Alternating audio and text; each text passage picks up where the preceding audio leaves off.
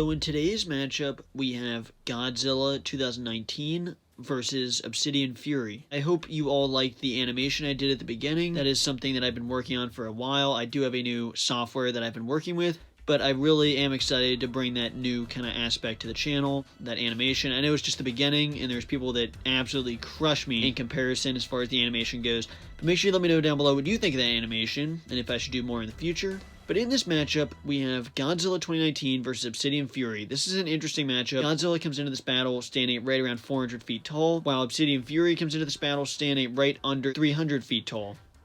Godzilla comes into battle with the atomic breath being the main weapon, the deadly tail, the strong armor, and extreme durability with a lot of feats, while Obsidian Fury comes into this battle standing around 300 feet tall. It's estimated to be about a Mark 8. We don't have an exact estimate on that. It's around a Mark 8 with how advanced it is.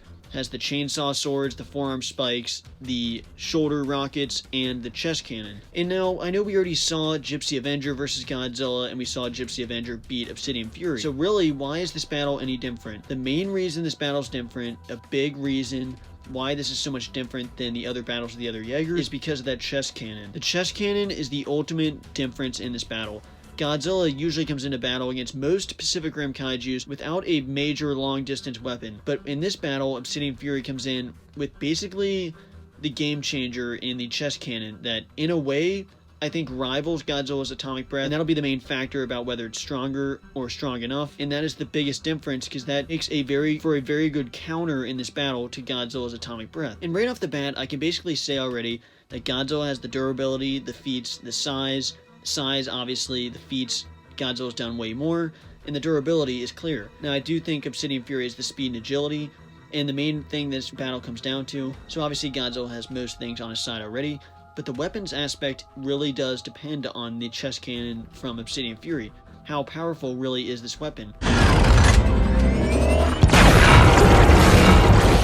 it is a little more complicated than just saying its exact power level as far as how it's used. Because we saw the atomic breath hurts the Mutos in Godzilla 2014, but then did nothing to King Ghidorah. Now, King Ghidorah is a formidable foe, but in my opinion, Obsidian Fury would take down the Mutos fairly easily. As far as the chest cannon goes for Obsidian Fury, we saw the same technology used in the Infected Jaegers in Pacific Rim Uprising. The Infected Jaegers did have similar weaponry, had the same kind of chest cannons, and we saw those chest cannons were able to cut through kaijus coming out of the breach, absolutely annihilate them, slice them very easily. Now, it took a while to get to that point to be able to slice them, and Obsidian Fury in the Arctic was almost melting Gypsy Avenger. We saw the armor turning red, was in big trouble, and they knew they had to get out of there. They slammed down on the ice and got in the water, and that's how they escaped that moment. But what if they didn't escape it? I think that chest cannon was going to be able to cut through them eventually. But Godzilla has a lot of damage, including gravity beams. He's been able to take this kind of damage. He has fought another kaiju with a very good long-distance weapon. King Ghidorah has those gravity beams, so it's not like Godzilla's new to a long-range weapon. Godzilla's used to dealing with this. I do think that King Ghidorah's gravity beams are better in the aspect that there's more of them, but in a way, you could argue Obsidian Fury's chest cannon is maybe more deadly. Now, the reason I say this is because, obviously, King Ghidorah was powered up more, is a more powerful kaiju, there's no doubt. But in specifically those weapons, because of the way the Infected Jaegers were able to slice through the kaijus in Uprising, makes me wonder and think about whether it is more powerful. I at least have to throw that into question, because if it is, or if it's even close, that will make for a very interesting matchup. At the end of the day, one of the more important parts of this battle is the atomic breath versus the chest cannon. If they met like the animation, would they kind of counteract each other, or would Godzilla's be stronger? It's hard to say, because I know people will automatically say Godzilla is stronger just because it's Godzilla, and I'm tempted to do that as well,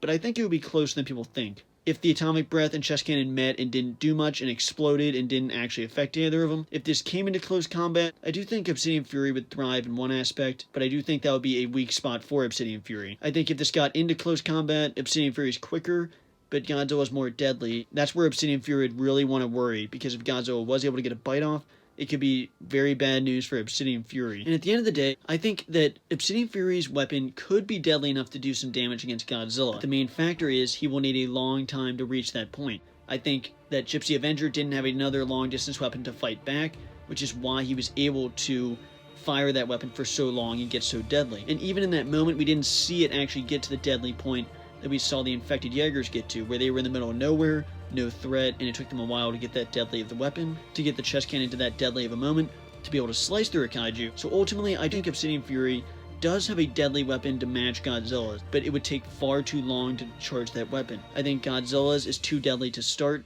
and is too quick to use, and I think in close combat, Godzilla will get this win, and I think overall the Atomic Breath is, to this point, a deadlier weapon because of how quickly it's used. If Obsidian Fury had a lot of time, it could be a little different outcome, but overall, he won't have that much time. No way, he won't have enough time to get it that deadly, and I do think Godzilla will win this fight in the end. Make sure you let me know down below who you think will win in this matchup, whose weapon is deadlier, and make sure you let me know down below what you think of that animation. Hoping to do more in the future, but make sure you let me know down below, and thanks for watching.